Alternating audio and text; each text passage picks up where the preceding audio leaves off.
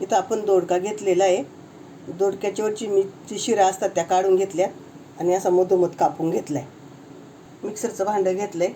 त्यामध्ये खोबरं, हिरव्या मिरच्या, आलं, लसूण, थोडीशी हळद, जिरं, कोथिंबीर, शेंगदाणे, धनिया पावडर, चवीनुसार मीठ.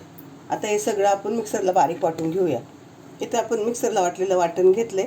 इथं आपण कापलेला दोडका आहे. आता हे वाटण दोडक्यामध्ये भरून घ्यायचं.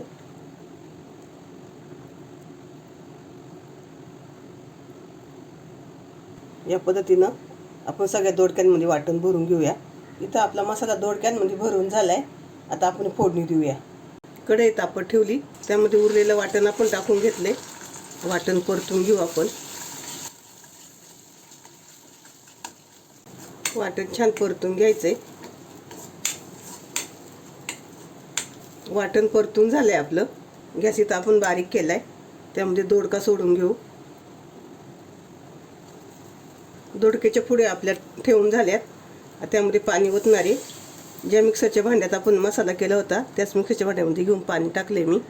दोडके थोडेसे असे इकडे तिकडे मिक्स करायचे आणि आता याचे आपण झाकण ठेवूया आणि 5 ते 7 मिनिटासाठी शिजवून घेऊया. 5 ते 7 मिनिट म्हणता म्हणता 10 मिनिटं झाल्यात. आपण झाकण काढूया. ते छान असं आपलं दोडक्याचा रस्सा शिजलाय. किती सुंदर दिसतंय. एकदम छान दिसतंय. थोडंसं शेंगदाणा असल्यामुळे स्टीलचं भांडं आहे. थोडंसं खाली लागले तसं थोडंसं ते खालचं काढून घ्यायचं. आणि तुम्हाला माझ्या रेसिपी जर आवडत असेल तर कमेंट करून नक्की सांगा. चॅनलला सबस्क्राईब करा, शेअर करा, लाईक करा.